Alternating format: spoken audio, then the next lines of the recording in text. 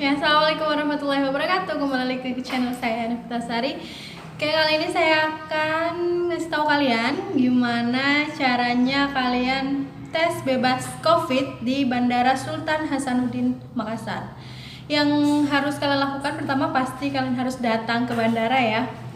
Terus jangan lupa kalian harus bawa KTP dan pastikan kalian itu sehat dan kalian bisa mendiagnosis diri kalian sendiri. Kalian pastinya sudah tahu kan gimana ciri-ciri orang yang terpapar virus corona, dan pastikan kalian bebas dari tanda-tanda seseorang yang dinyatakan terkena paparan virus corona.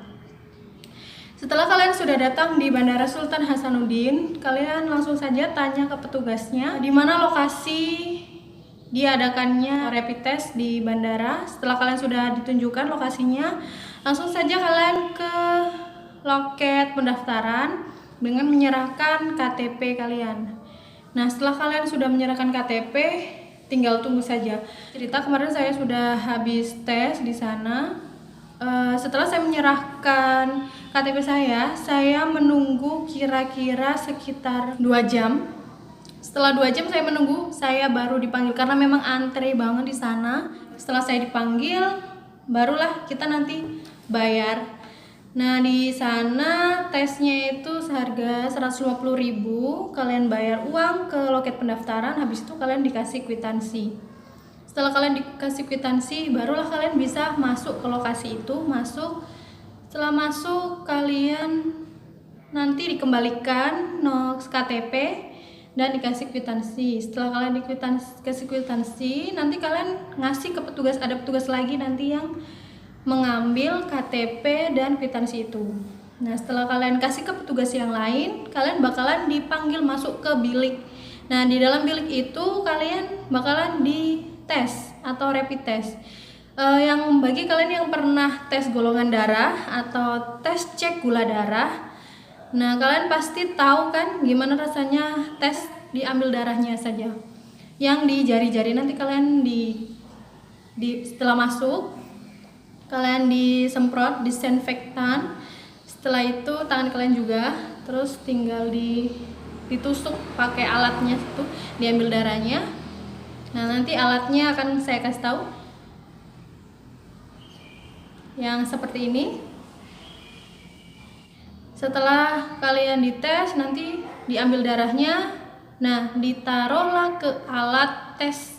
Alat tesnya itu seperti kotak gitu, alat tes kehamilan. Jadi nanti di lubang itu biasanya kalau tes kehamilan kan dikasih urin. Nah, sedangkan kalau tes COVID itu lubang yang tadi seharusnya diisi urin diisi dengan darah kita. Nah, gimana sih kita dinyatakan positif atau negatif itu? Waktu di sana saya nggak dikasih tahu ya positifnya itu gimana, negatifnya itu gimana. Tapi saya coba searching di internet bahwasanya kalau kita dinyatakan negatif itu berarti garisnya itu cuma ada 1. Sedangkan kalau kita dinyatakan positif itu berarti garis merahnya itu ada 2 bahkan 3. Itu tuh mendiagnosis kadar imunitas yang ada di tubuh kita. Ya, saya lupa namanya itu, imunitasnya itu namanya apa. Nah, setelah kalian selesai dites, masuk ke bilik itu, kalian langsung keluar saja, nunggu di lokasi itu. Sekitar 30 menitan itu hasilnya sudah bisa keluar karena cuma rapid test. Tapi karena di bandara itu antri, ya kita nunggu sekitar 30 menit lebih dikit lah buat petugasnya itu menulis hasil-hasil punya orang-orang. Jadi sekitar 30 menit lebih 15 menit sekitaran segitu itu sudah hasilnya keluar. Setelah hasil keluar, nanti kita bakalan dipanggil nama kita, terus dikasih suratnya beserta KTP yang sudah kita setorkan tadi. Nah, saya mau ngasih contoh ini rapid test yang punya saya kemarin waktu di bandara sana. Nah, kita bakalan dapat belangko tes seperti ini ya. Kita dapat 2 lembar, 2 lembar saja. Saya akan jelaskan ya bahwasanya nama kita, terus nomor induk KTP, habis itu jenis kelamin, tanggal lahir, pekerjaan, alamat lengkap. Di sini tertulis setelah kami rapid antibody. Jadi yang antibody yang saya bilang tadi itu namanya IgM atau IgM atau IgG dengan hasil non reaktif. Hasil non reaktif ini berarti hasilnya adalah negatif. Kalau ini reaktif berarti hasilnya itu positif. Demikian surat keterangan ini dibuat untuk dapat dipergunakan sebagaimana mestinya. Tanggal, terus stempel dan tandangan. Terus lampiran yang kedua itu isinya nama juga, umur kita, jenis kelamin, tanggal pemeriksaan. Habis itu ada catatan ya di sini. Hasil non-reaktif tidak menyingkirkan kemungkinan terinfeksi SARS atau CoV-2 sehingga masih beresiko menularkan ke orang lain. Hasil non-reaktif dapat terjadi pada kondisi seseorang. Jadi kita non-reaktif itu bukan berarti kita tidak terpapar ya, tapi kemungkinan besar kita tidak terpapar.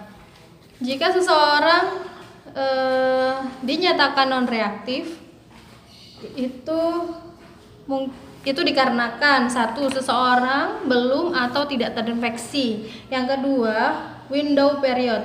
Kita kan sudah tahu bahwasanya COVID itu inkubasinya selama 14 hari.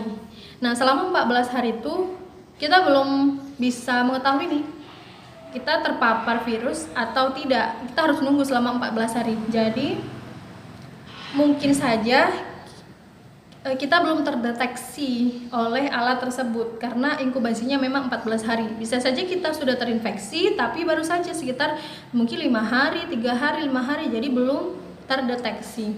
Imun kompromi saya nggak tahu ya apa.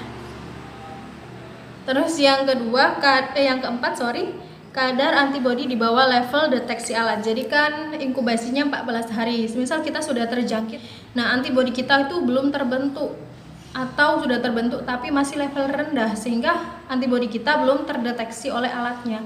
Karena kan alat yang kita gunakan itu tujuannya untuk mendeteksi antibodi yang terbentuk dari tubuh kita untuk melawan COVID-nya itu. Nah, di sini ada saran itu melakukan rapid test antibodi 7 atau 10 hari kemudian, tetap menjaga social distancing atau physical distancing, pertahankan perilaku hidup bersih dan sehat, cuci tangan, terapkan etika batuk, jaga stamina.